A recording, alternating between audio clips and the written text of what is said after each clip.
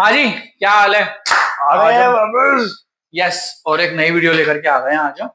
और आज हम बात करेंगे गेस व्हाट, हमारे ट्रम्प भाई साहब के बारे में। तो आज हम बताएंगे आपको कि क्या हो रहा है इजराइल में, क्या करेंगे। ट्रम्प भाई साहब ने बोला कि इजराइल ने हमारे बिना बताए, देख लो भाई साहब, अमेरिका के बिना बताए इजराइल ने अटैक कर दिया है ईरान के गैस फील्ड पे। उसने कुवैत पे कर दिया। ट्रम्प ने बोला अगर कुवैत पे फिर से किया तो हम इतने बम मारेंगे, इतने, मतलब उसका बस पुर जाग गया। Yes. तो अब हम समझना चाहेंगे कि क्या हो रहा है। yes. तो भाई साहब एक बार हिस्टोरिकल लेआउट देते हैं आप, क्या हो रहा है। थोड़ा सा हिस्टोरिकल लेआउट ये है, 2025 में हमें ट्रम्प भाई साहब ने बोला था हम B2 ले आए हैं, एकदम नीचे तक बंकर के अंदर घुस के बम फोड़ दिए हैं, न्यूक्लियर प्रोग्राम हो गया है ओवर। जो कि हमें पता चला है कि ऐसा नहीं हुआ है, जो कि हमारे अभिजीत भैया ने पिछले बार बोला था कि बहुत सारी जगह हैं जो बहुत नीचे है, जो B2 भी नहीं गया है, तो 5-6 बम लगेंगे वैसे उसको फोड़ने के लिए। इस बार पूरा तेहरान में जितने भी अपर ब्रांच है सबको मार दिया है। अगर हम हिस्टोरिकल रेफरेंस देखें इस चीज का, तो याद करें हम जापान में हिरोशिमा और नागासाकी के ऊपर बम गिराए गए थे ताकि टोक्यो से बात की जाए सरेंडर के लिए। इस बार क्या किया है ट्रम्प भाई साहब ने? ट्रम्प भाई साहब ने तेहरान पे मार दिया, जो इस केस में यहाँ का कैपिटल है, जहां सब इंपॉर्टेंट लोग थे, सबको मार दिया। अब बात किससे करें? अब इसके अंदर भाई साहब हम बोल रहे हैं कि आपको हम एग्जाम्पल देना चाहेंगे। आपके घर के अंदर कलेश हो रहा है, आपका नेबर आ गया है, वो बोल रहा है कि भाई मैं तुमसे करूंगा लड़ाई भयंकर वाली। तो आपका नेबर कैसे लड़ाई करता है? वो जवान से लड़ाई करेगा ताकि वो बड़े से बात करके सॉल्व कर पाए, उसके पास कुछ रिकोर्स बचेगा। है ना, ये तो हमारे घरों के अंदर भी स्मार्टनेस है। ट्रम्प भाई साहब ने बोला हम दिमाग बेच करके काम करेंगे। ट्रम्प भाई साहब ने कर दिए सीधे बड़े ही खत्म। लेकिन ईरान निकला ज्यादा स्मार्ट। ईरान को पता था ये हो सकता है। उसने 7 लेयर्स ऑफ सक्सेशन प्लान कर रखे हैं पहले से, हर मेजर पोजीशन के लिए। तो उसकी सारी पोजीशंस एक्टिव हैं, सारी मेजर यूनिट्स एक्टिव हैं। सिर्फ यहां तक नहीं, ट्रम्प भाई साहब ने ऐलान कर दिया था कि जा करके ले लो अपना देश, ये तुम्हारा देश हो गया आज से। वहां के सिटीजन्स के ऊपर एक दिन बढ़िया पार्टी करी उनके सिटीजन्स ने। ईरान को बनाया गया बुडापेस्ट, लेकिन उसके बाद ईरान को फिर वापस ईरान बनाया उनके लीडर्स ने कि भाई तुम इधर आओ, तुम सबकी स्पैंकिंग करेंगे हम, तो करके तुम सबको सही। तो भाई अब थोड़ा क्रेजी हो जा रहा है भाई साहब। थोड़ा सा फैक्चुअली गलत है। जब भाई साहब ने, ट्रम्प ने बोला कि लोगों की यू शुड क्लेम ईरान, तो लोग सड़क पे आए। जैसी सड़क पे आए, ईरान की रेजिम ने जो क्रैकडाउन किया उनके ऊपर, बहुतों को मारा है। डेटा आज भी नहीं पता चला है क्या सीन है, पर बहुतों को मारा गया है। थोड़ा सा यहाँ पे एक और जो इम्पोर्टेंट चीज है इस पूरा ब्रॉडर स्कीम ऑफ थिंग्स में, गल्फ गल्फ भी लाइक ना हमने कुछ किया ना हमें कुछ पता चला, और हम तो पूरे तरीके से ही मारे गए। और बेसिकली यहाँ पे क्या है, ईरान ने एक बहुत इंपॉर्टेंट चीज यहाँ पे बता दिया है गल्फ को कि देखो सनम, हम तो मरेंगे पर तुम्हें ले डूबेंगे। और यहाँ पे गल्फ का जो इल्यूजन ऑफ सिक्योरिटी था कि ईरान भले ही पास में है बट स्टिल गल्फ सिक्योर है क्योंकि यूएस बेसेस हैं और ये सब है। ट्रम्प के एक एडवाइजर ने उसको ये चीज बोला भी था कि गल्फ चपेटे में आ जाएगा, पर ट्रम्प ने उस एडवाइजर की बात नहीं सुनी। उस एडवाइजर ने ट्रम्प एडमिनिस्ट्रेशन ठीक बमबारी के 5 दिन पहले एक आर्टिकल लिखा न्यूयॉर्क टाइम्स में, वो भी ऊपर ऐसे स्निपेट डाल देंगे। लेकिन ट्रम्प क्या है? ट्रम्प है सबका बिग डैडी। यस, ट्रम्प भाई साहब बात नहीं सुनते। यस। सो बेसिकली क्या है कि ये सब सबके माजरे के अंदर में अभी हम देख रहे हैं कि ऑयल प्राइस बढ़ गया है, गैस प्राइस बढ़ गया है, और उसके ऊपर सबसे इंपॉर्टेंट जेट फ्यूल प्राइस, जो ATJ बोलते हैं जिसको। सो नेचुरल गैस थोड़ा रिफाइंड होता है, क्रूड थोड़ा नेचुरल गैस से थोड़ा कम रिफाइंड होता है कंपैरेटिव बेसिस पे, और जेट फ्यूल सबसे ज्यादा रिफाइंड हो, सबसे ज्यादा। तो जब ये वॉर स्टार्ट हुआ तो 70-80 के आसपास था if I am not wrong, फिर 180-190 चला गया।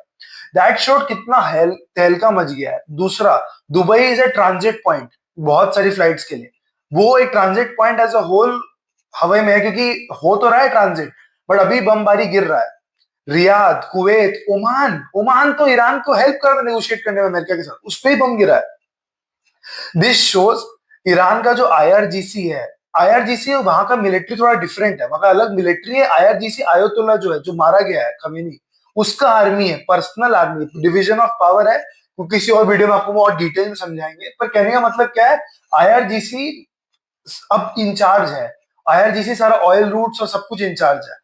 आज जब इतना बमबारी हो रहा है, खर्ग आइलैंड लेने का बात हो रहा है, खर्ग आइलैंड में ईरान का मोस्ट रिफाइंड फैसिलिटी है नेचुरल गैस और के लिए। तो उस पे बमबारी हुआ है, तो उसके चक्कर में कतर पे बमबारी किया गया है और कुवैत पे बमबारी किया गया और ज्यादा ईरान द्वारा। दिस शोज ईरान का बहुत सिंपल कैलकुलस है, अमेरिका हमको मारेगा, हम इनको मारेंगे, और ये लोग फिर लास्ट अमेरिका को बोलेंगे कि प्लीज काम डाउन करें। आज ट्रम्प भाई साहब को जो ट्वीट आया है, सॉरी ट्रूथ आया है, उसमें भाई साहब ने बोला है कि देखिए हमें पता नहीं था, इजराइल आया, इजराइल मार के चला गया।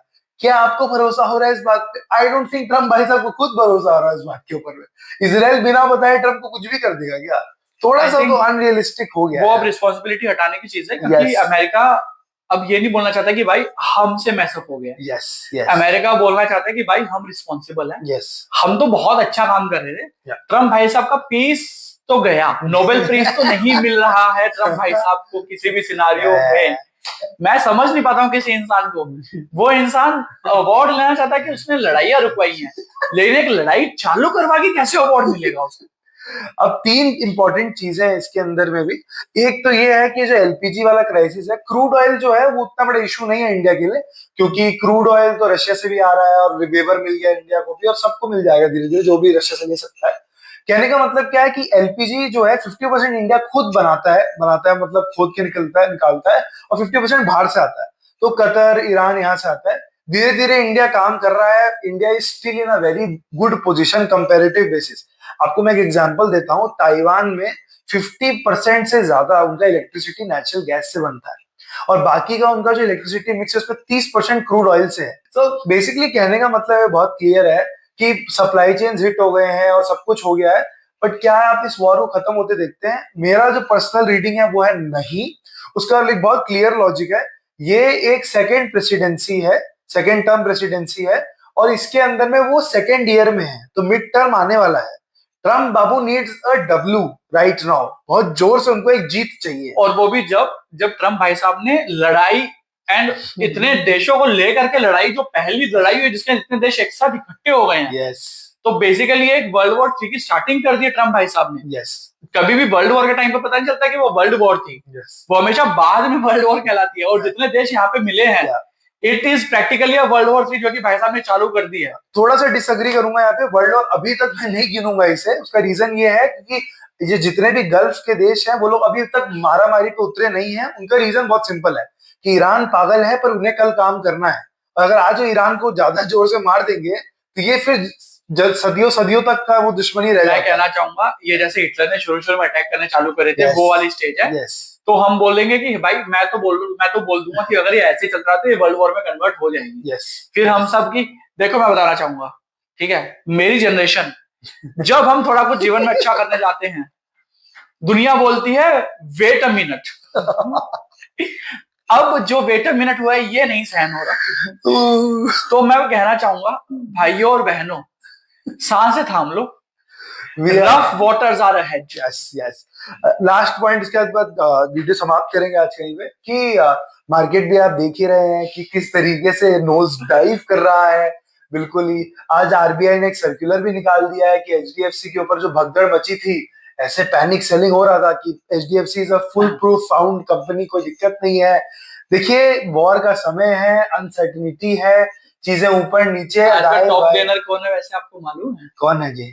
ओएनजीसी। इंडिया में यस पूरा मार्केट गिरा है। यस सिर्फ एक ही कंपनी का स्टॉक गेन हुआ है आज स्टॉक मार्केट के हिसाब से। दो हम एनएससी में देखे थे। अच्छा, एनएससी में एक ही दिखा रहा था, दैट इज ओएनजीसी। और दूसरा है Adani total gas, 1.55% is ONGC. अब निफ्टी 50 की बात कर रहे हैं बेसिकली। Make sense. उसी के साथ हाँ, निफ्टी 50 के अंदर ही देखा था मैंने। उसी के साथ आज का वीडियो यही समाप्त करते हुए उम्मीद करते हैं हम आपसे जल्द मिलेंगे। हम अपडेटेड रखते रहेंगे आपको, आप भी रखते रहिए। बहुत बढ़िया फुटेज आ रही है, मीम्स आ रही हैं, शेयर करना हमें। लिंक डाल दो कमेंट सेक्शन में, हम सब मीमें देखेंगे अब। क्योंकि अब दुनिया वैसे भी ऐसा लग रहा है सब मरने वाले हैं, तो हम जब मीम देखते हैं हंसते हंसते एकदम बढ़िया मजा आना चाहिए। तो अब गोल इज कि थोड़ा फन हो जाए। क्यों भाई साहब? बिल्कुल। जी, गुड नाइट, गुड मॉर्निंग जब भी देख रहे हो।